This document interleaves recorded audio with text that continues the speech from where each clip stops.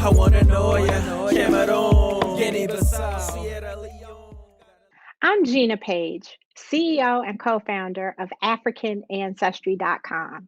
We are celebrating the people, the places, and the spaces along the continuum of the past 1,000 years that help us to remember who we are as people of the African diaspora.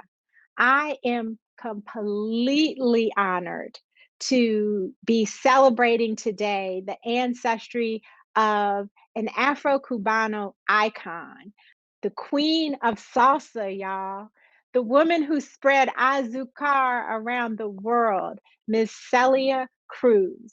Now, we all know that Celia Cruz is an ancestor. I am joined by her nieces, Celia Cody and Linda Pritchett, and together we will reveal the ancestry of Celia Cruz's maternal lineage.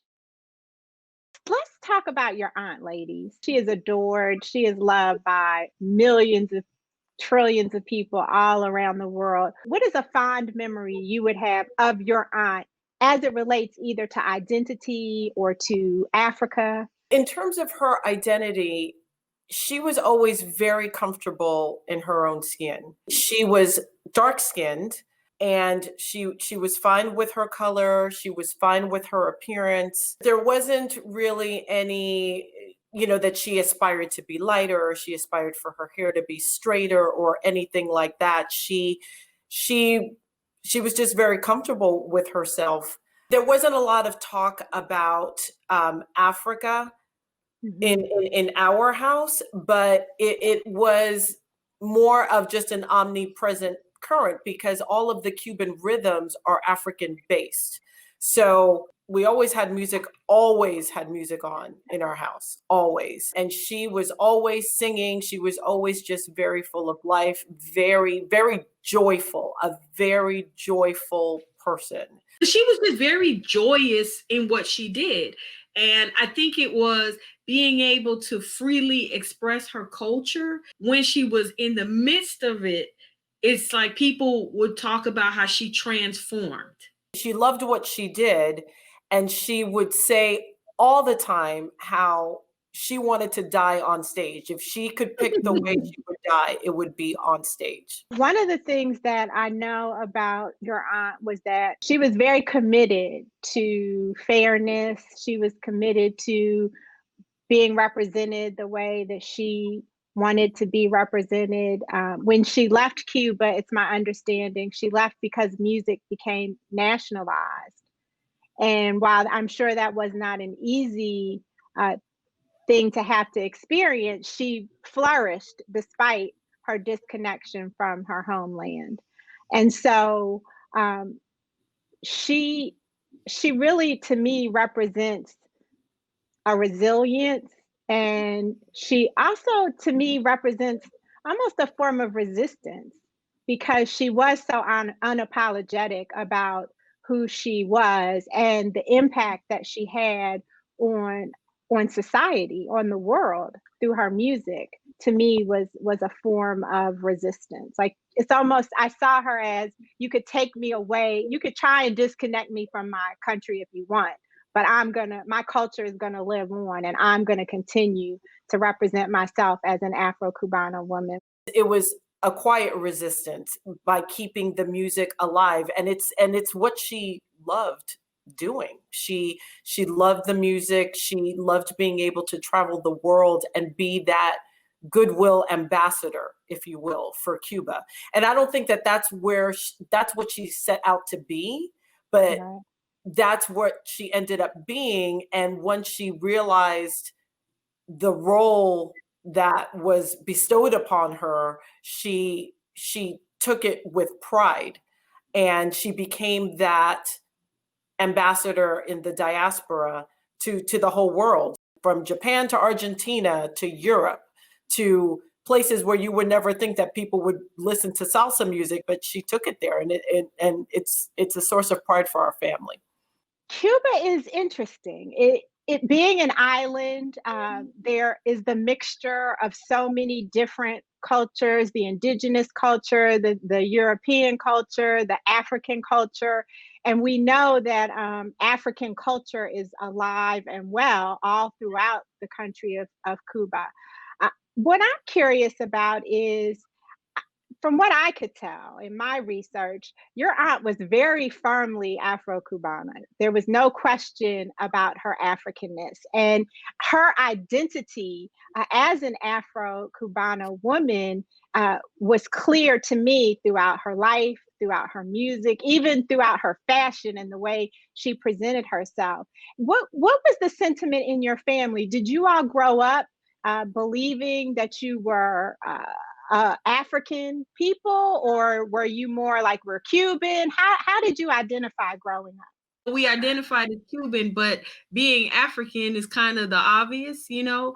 But as I got older, and you know, we knew that we had people in our family called santeros, which were people in the Yoruba religion. That is real indicative of exactly where you come from, because you can actually kind of trace the people based on the religion, because we have the same ancestors as the people that were dropped off in Brazil, because they practice the same religion. And then there are other people that practice it anyway, you know, say in Puerto Rico and different areas, but particularly it was the same Nigerian slaves that were dropped off in Cuba and also in Brazil.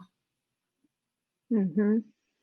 We've been doing some work with other Latino communities, and one of the things we hear is a lot of frustration around identity, because in various communities, they either don't want to identify as African, or they just kind of push that aside and they celebrate all the other ancestries, but not the African part. So it sounds like that was definitely not the case in your family. So it's a little complex.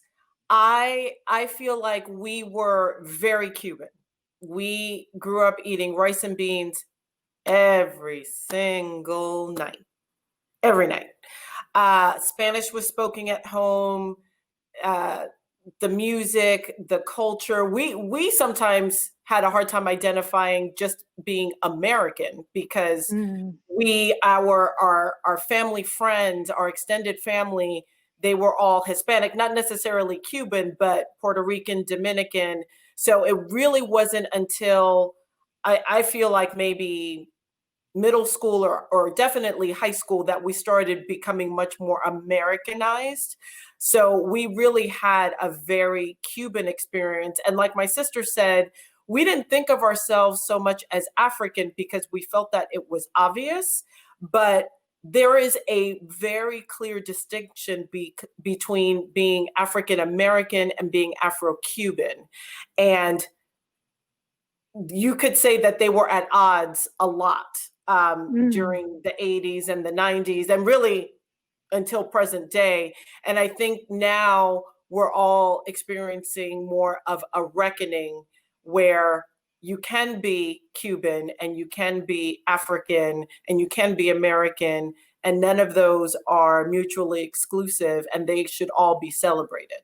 What do you all know about your mother's mother's mother's mother's mother's line? This is the DNA that we used to determine her results.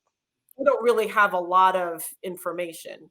Most of our family is still in Cuba. Our extended aunts and uncles, we only had a few. We had our aunt on our mom's side.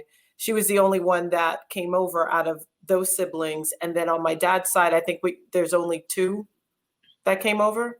So we didn't have a lot of them to get the stories and the history and so on. So we really don't know a lot. All this time, you know, based on the religion, we thought that the ancestry came from Nigeria. I've been interested in ancestry and genealogy for some time now, and I never thought that it was available to people of color because of slavery. And also, immigrants because of the different record keeping that happens in other countries, and especially a country like Cuba, which is communist, and a lot of things are sealed or not made available. So this was really something that I've been interested in, and what a great opportunity to explore it while exploring the heritage that's unique to my mom's side of the family with my aunts as well. I love the maternal lineage aspect of it because, like you said, this is the part of the DNA that goes unchanged. So I was talking to my daughter earlier, and I was telling her that we're going to be doing this, and her dad did his DNA. And so I said, now you can have the full picture of who you are. Mm-hmm. So, and just putting the pieces together. And what a gift to be able to give someone, especially from a country like Cuba, where a lot of this information isn't available.